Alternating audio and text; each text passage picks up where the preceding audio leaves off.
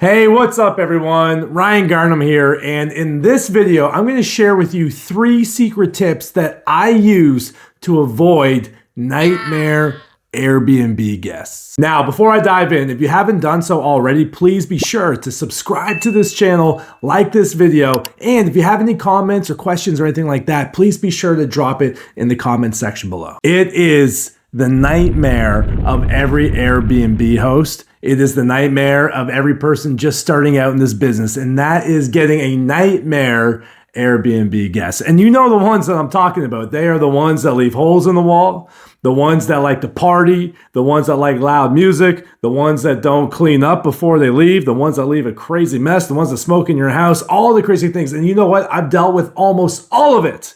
And so over the last little bit, I have developed some ways that help me avoid getting those nightmare guests. Now, before I share my 3 tips that I use to avoid nightmare guests, I want to share with you guys how to spot out a nightmare guest when they do come your way. And guess what? They will. Here is an example of a nightmare Airbnb guest. So first of all, they say, hi, Melissa. They spelled Melissa's name wrong, which is my wife, and her and I do the business together. She says, my friends and I need a room for a night. So right off the bat, usually that puts a red flag up for me at Niagara Falls. And this room seems to be so nice and clean. And so typically what I will do is I will look at this person. So let's check them out. So you can go hit details, show details, and then you can scroll down and find out some information about this person. So they want to stay for just one night, all right? Their identity is verified, but they have no trips yet. Now, if someone doesn't have any trips, to me, that is a red flag. Red flag, okay? Joined Airbnb a year ago, no trips. So that's how I spot one right off the bat. So as soon as I see that, I'm like, okay, here it is. So what I will do is I will ask some further qualifying questions, which we will talk about this a little bit. But I just want to show you guys a quick example. Look at this. So I say, hey, Amirali, what brings you, so I have a typo here too, but what brings you to Niagara? How many people will be traveling with you? What's the ages of everyone coming? Thanks. Now look at this.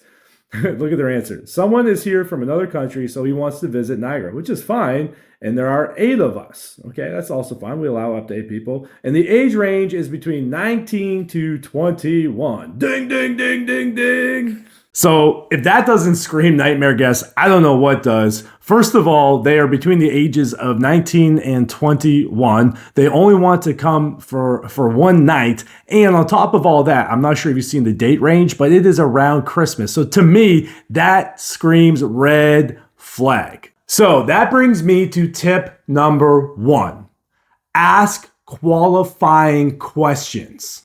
Don't be afraid to ask them the reason for their stay. Don't be afraid to ask how many people are going to be with them. Don't be afraid to ask the ages of people that will be with them. All these little details will be very telling signs for you on whether or not you're going to allow these people to book your property. Now, another thing that I do, and I'll show you guys this in a minute, is I let them know. I put cameras in every single one of my, not inside my units, outside my units. You don't want to do that. I put them outside my units on the garage, pointing towards the driveway and the front door. And I let them know that I have a camera outside, and we use this for the specific purpose of making sure that there are no parties. And then I ask them if they are okay with that and that they respect our no party rule. So let me show you what that looks like. Okay, so this is the same guest, and here's our conversation where we left off, right? So we are 8, and the age range is between 19 to 21. Okay,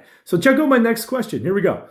Okay, we have a strict no parties policy and have cameras on the outside of the home that help us protect the home from that. Is this something you're okay with? Now watch this. I respect your family-friendly policies. We didn't want to party, but we want the music, and thank you. Is there a withdrawal? So there you go, right? I immediately say, hey, there's no parties, and hey, I have a camera, basically telling them that I will be able to see if somebody's coming to this house to party. And so just like that, with a few qualifying questions, I was able to avoid myself from having to deal with a nightmare guest. Okay, so tip number 2, implement a length of stay minimum at your properties. So you might be asking, what is a length of stay minimum? Well, it's very simple. What a length of stay minimum is that you have a minimum amount of nights that you require for somebody to book your property.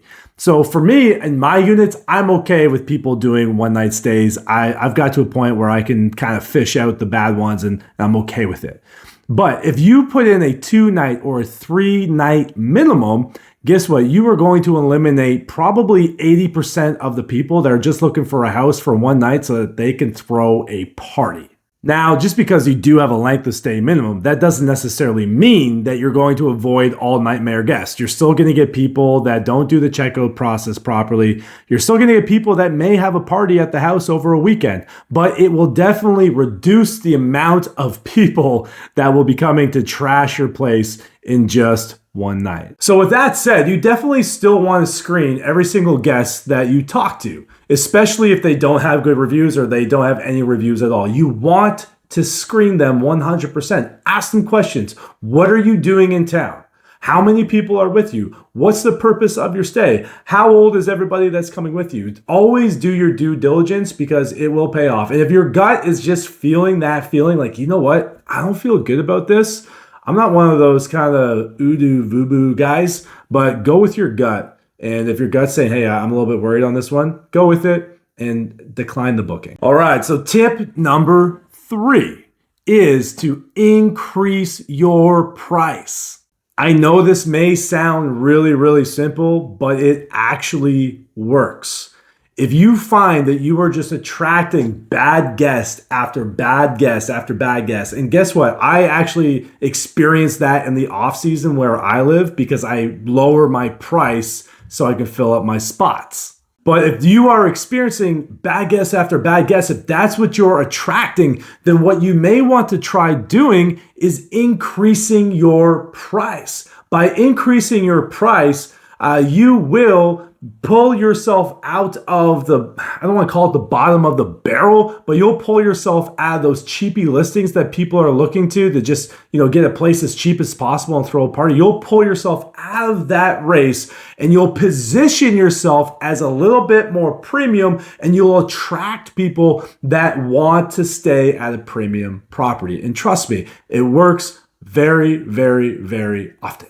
I can't tell you how many Airbnb hosts that I have talked to who have implemented this strategy and have told me that it works. They literally have had a history of attracting bad guests, increased their rates on their nightly rate on their places, and then after doing so, the amount of nightmare guests drastically decreased. So this is something that's not just tried and true by me, but it is tried and true by many Airbnb hosts. Now, something else that I have done, and people are kind of on the fence about this one, but something that I have done in the past is I have implemented a security deposit policy. And not because I want the money to help me cover costs, but really just to see if this person is willing to pay the extra money in case there are damages. And again, just giving me an extra line of defense in my screening strategy.